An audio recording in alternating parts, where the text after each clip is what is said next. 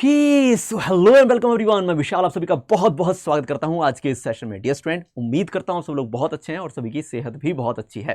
तो dear student, आज के इस क्रिस्प सेशन में मैं लेकर आया हूं आपके लिए छोटे पैकेट में बड़ा धमाल, क्योंकि हम बात करने जा रहे हैं चैप्टर इवोल्यूशन के मोस्ट इंपॉर्टेंट रीजन के बारे में इन दिस सेशन, जो कि है एविडेंसेस ऑफ इवोल्यूशन। अगर हम प्रीवियस ईयर क्वेश्चन देखते हैं तो इस रीजन से मैक्सिमम सवाल अराइज हुए हैं। तो आज इस सेशन में मैं आपके लिए इसे करने जा रहा हूं simplify by using 3D models. तो जरूर इस वीडियो को एंड तक देखिएगा ताकि मैक्सिमम क्लैरिटी आए आपके माइंड में रिगार्डिंग दिस टॉपिक।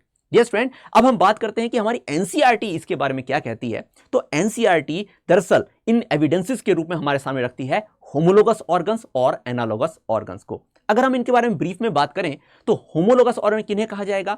दो अलग अलग ऑर्गेनिज्म में पाए जाने वाले वे ऑर्गन्स जो ओरिजिन में तो सेम है लेकिन फंक्शन डिफरेंट परफॉर्म कर रहे हैं, उन्हें होमोलोगस ऑर्गन कहा जाएगा। जबकि इसके विपरीत एनालोगस ऑर्गन की बात आती है तो ये कैसे ऑर्गन्स होते हैं? दो अलग अलग ऑर्गेनिज्म में पाए जाने वाले वे ऑर्गन जो कि ओरिजिन में तो डिफरेंट हैं लेकिन फंक्शन सेम परफॉर्म कर रहे हो, उन्हें एनालोगस ऑर्गन कहा जाएगा। लेकिन अगर हम ये ब्रीफ की ही बात करें तो हमें कंप्लीट क्लैरिटी नहीं आती। कंप्लीट क्लैरिटी आएगी जब हम एनसीईआरटी में दिए हुए एग्जांपल्स के साथ में से समझेंगे, और वो भी 3D मॉडल में। तो आइए हम 3D मॉडल के थ्रू जो एग्जांपल्स हैं उनको बेहतरीन तरीके से समझने की कोशिश करते हैं। सबसे पहले बात आती है होमोलोगस ऑर्गन की। तो हमारी एनसीईआरटी इसमें जो एग्जांपल हमारे सामने रखती है वो है थॉर्न्स ऑफ बोगनविलिया। अब डियर स्टूडेंट, इन थॉर्न्स के बारे में अगर हम बात कर रहे हैं तो इनका ओरिजिन कैसा होता है? इनका ओरिजिन है एक्सिलरी बर्ड से, यानी ये ब्रांच की मॉडिफिकेशन है। और फंक्शन क्या है इनका? ये दरअसल हर्बीवोर्स जो होते हैं उनसे प्लांट को प्रोटेक्ट करने का काम करता है। तो हमें यहां पर ओरिजिन के बारे में पता चल गया और फंक्शन के बारे में पता चल गया। अब इसका कंपैरिजन आता है विद कुकुरबिटा प्लांट। और कुकुरबिटा प्लांट में भी किस हिस्से से? इनके टेंड्रिल्स से। अगर हम इन टेंड्रिल्स को देखते हैं तो ये स्पाइरल स्ट्रक्चर आपको जो दिखाई दे रहा है ये दरअसल ओरिजिन में कहां से आता है?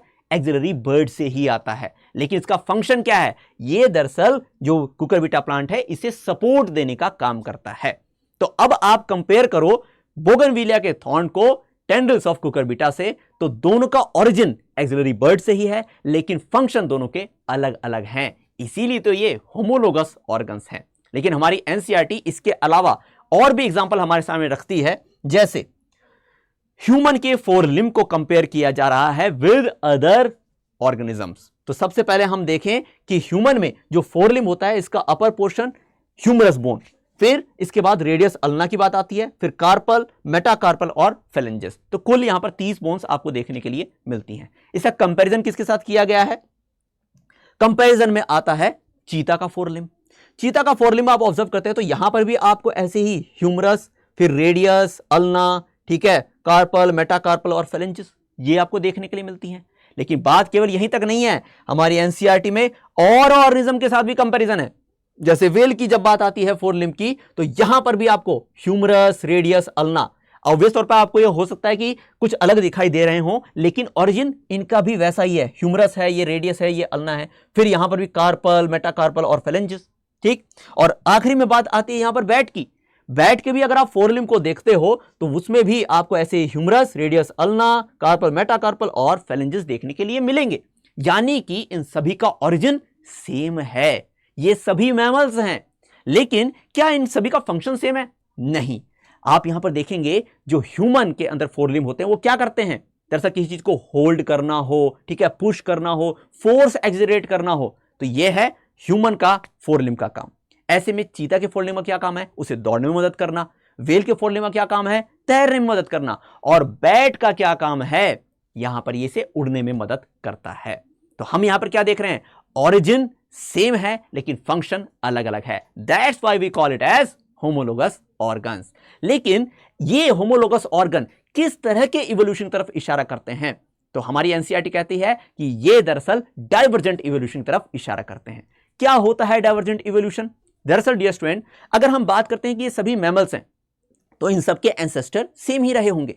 लेकिन अब जब ये अलग अलग हैबिटेट में रहने लग गए हैं तो इनके ये जो स्पेसिफिक ऑर्गन्स हैं उसी अनुसार ढलकर इनको उस हैबिटेट में सरवाइव करने में मदद कर रहे हैं। इसीलिए इनका फंक्शन अलग अलग हो गया। तो हम यहां पर कह सकते हैं कि भले इनका ओरिजिन सेम है पर फंक्शन अलग अलग है और ये अलग अलग हैबिटेट में सर्वाइव कर पाते हैं। तो ये यहां पर डाइवर्जेंट इवोल्यूशन की तरफ इशारा करती है। तो आई होप ये सबको क्लियर हो गया है। अब आगे बढ़ते हुए अगले एविडेंस के बारे में हम बात करते हैं जो कि है एनालॉगस ऑर्गन्स का। तो इसमें हमारी एनसीईआरटी पेंगुइन के जो फोरलिम है इसकी बात करती है। अगर आप यहां पर इसका स्ट्रक्चर देखें तो देखो आपको यहां पर भी ह्यूमरस, रेडियस, अल्ना ये सब देखने के लिए मिल रही हैं, लेकिन इनका जो आप कह लीजिए कि ढांचा है वो वैसा नहीं है जो आपको देखने के लिए मिल रहा है मैमल्स का।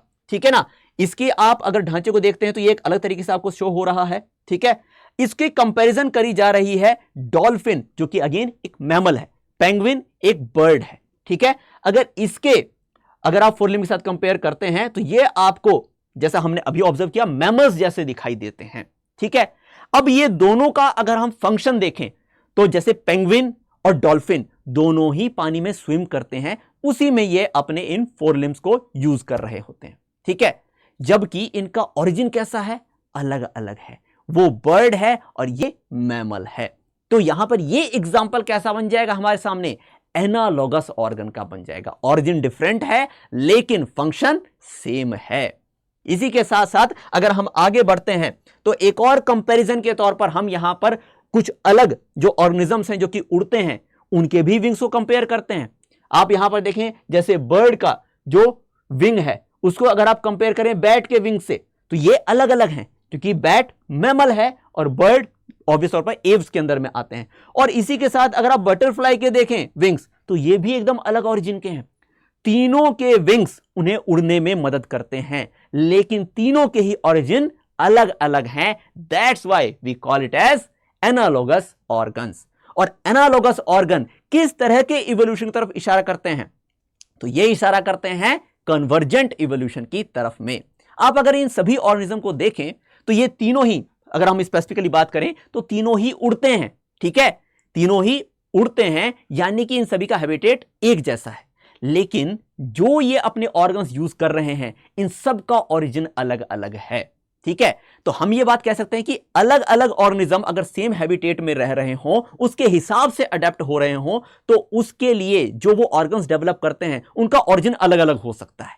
ठीक है ना, तो ये दरअसल यहां पर कन्वर्जेंट इवोल्यूशन की तरफ इशारा करते हैं। तो डियर स्टूडेंट, आज के इस सेशन में हमने हमारे होमोलोगस ऑर्गन और एनालॉगस ऑर्गन को विद एग्जांपल समझा है। आई होप आपको ये मैक्सिमम क्लैरिटी के साथ में अच्छे तरीके से समझ में आ गई होंगी। तो डियर स्टूडेंट, आज इस सेशन को यहीं पर विराम दे रहे हैं। वैसे इवोल्यूशन के बारे में हमने डिटेल में बात करी है हमारे प्रयास सेशन में और इसके अलावा प्रारंभ सेशंस में भी। तो डियर स्टूडेंट, अगर आप नीट 2025 को टारगेट कर रहे हैं और एक स्लो पेस में कंसिस्टेंसी के साथ में पढ़ना चाहते हैं तो आप हमारे प्रारंभ बैचेस के अंदर में रेगुलर सेशंस ले सकते हैं। इसके अलावा अगर आपको वन शॉट माध्यम से पढ़ना है तो इवोल्यूशन को प्रयास सीरीज के अंतर्गत भी हमने डिस्कस किया है, तो उसे भी आप देख सकते हैं। तो उम्मीद करता हूं बच्चे आज का सेशन आप सभी के लिए फ्रूटफुल रहा हो। मिलते हैं नेक्स्ट सेशन में, तब तक पढ़ते रहिए। सी यू सून। Thank you.